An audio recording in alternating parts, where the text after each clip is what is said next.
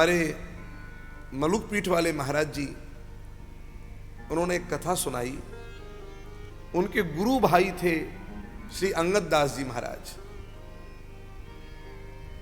नागा थे वो, तो धन बहुत था उनके पास।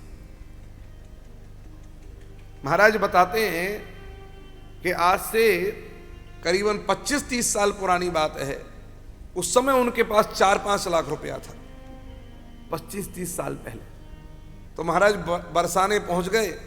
बरसाने पहुंचे, उनके मन में एक ही भाव था, बोले क्या श्री किशोरी जी का साक्षात्कार हो जाए, श्री रासेश्वरी राधा रानी का, लाडली जू का साक्षात्कार हो जाए, बस हम और कुछ नहीं चाहते। तो पता लगाया कैसे होगा। चर्चा होते होते महाराज पहुंच गए। बोले एक सिद्ध मिले, कोई एक सिद्ध मिले। बोले महाराज उनके पास चले जाओ, उन पर किशोरी जी की बड़ी कृपा है, तो आपको किशोरी जी का साक्षात्कार हो जाए। उस सिद्ध के पास पहुंच गए। सिद्ध महाराज पहले भी लोग बड़े ऐसे चतुर होते थे, तो कहा जब सिद्ध के पास जाकर के हम पर कृपा करो महाराज, हम अमुक के शिष्य हैं और हम किशोरी जी का साक्षात्कार चाहते हैं, लाडली जी का साक्षात्कार चाहते हैं, लेकिन हमको अब तक नहीं हुआ।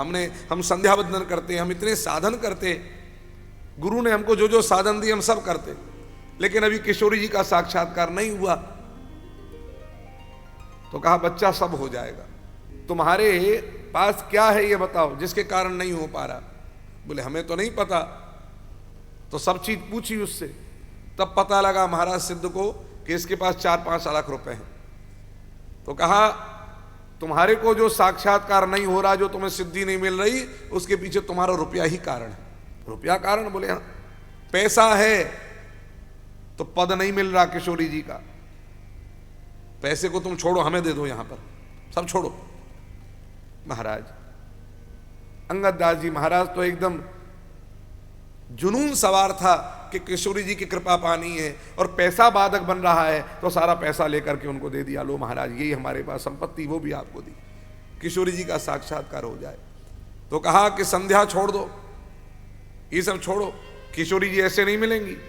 तो जो उनके गुरु ने साधन दिए थे वो सब छुड़वा दिए, सब छूट गए साधन भी। समय बीतता चला गया, 1 वर्ष 2 वर्ष 3 वर्ष, कई वर्ष बीत गए। बोले महाराज तुम्हें 5 वर्ष साधन हमारे साथ रह करके करना पड़ेगा, हम बताएंगे जो, ऐसा करो वैसा करो। शास्त्रीय साधन तो सब छुड़वा दिए और परपंच में लगा दिया।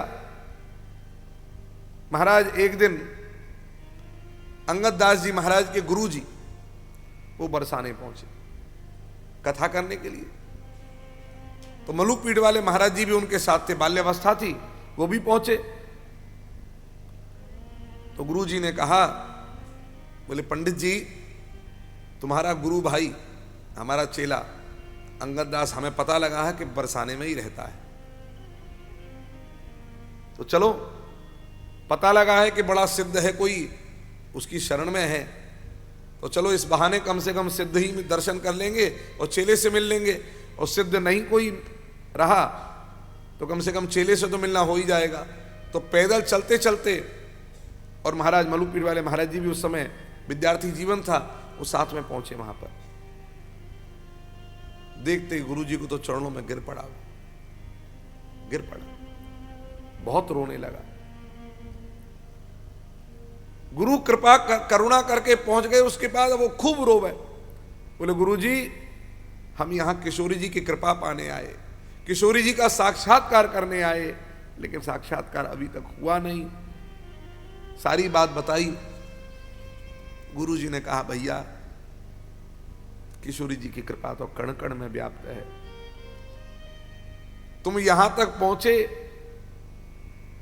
लेकिन तुमने क्या हमसे एक बार भी पूछा? क्या एक बार भी हमारे पास आए कि हम ये करें कि नहीं करें?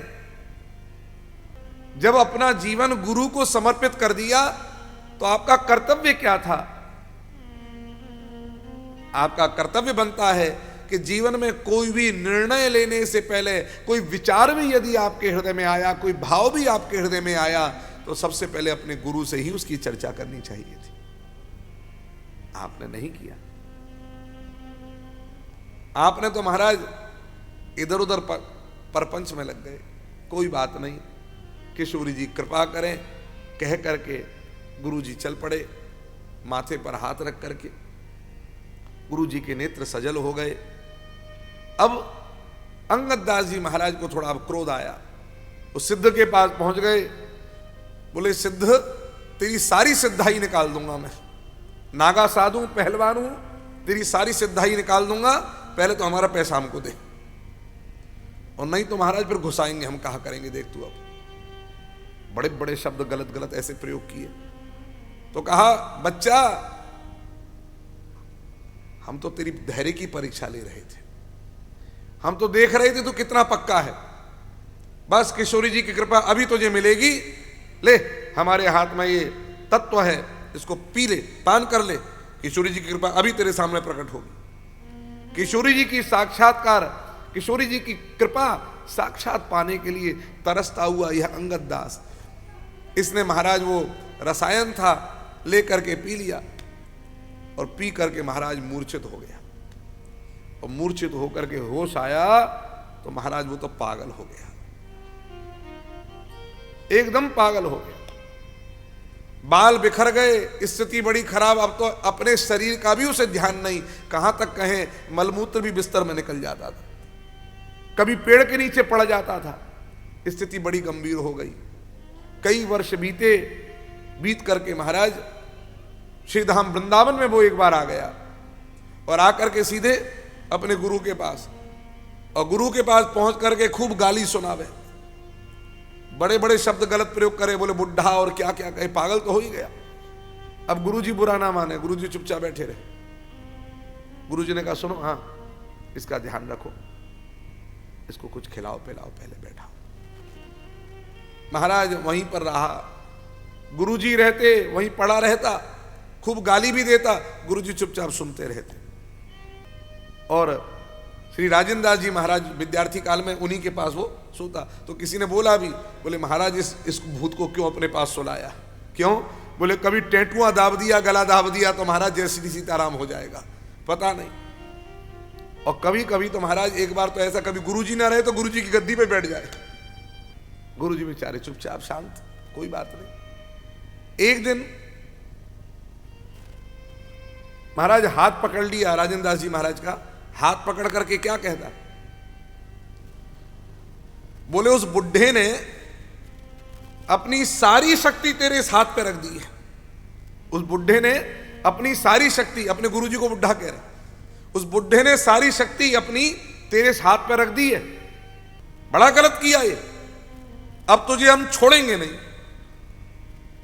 तो राजेंद्र दास जी महाराज बोले महाराज हम भी आपके हैं, अब आपको हमें जो करना है, जो दंड देना हो, जो कहना हो, जो करना हो वो कर लीजिए, आप हमारे बड़े हैं, बड़े गुरु भाई हैं, हम आपके चरणों में प्रणाम करते हैं। तो तुरंत महाराज वो अंगद दास जी क्या बोले, बोले तेरा जो स्वभाव है उसको देखकर हमारा गुस्सा पानी पानी हो जाता है, तेरा स्वभाव ही ऐसा है कि हमारा गुस्सा पानी पानी हो जाए।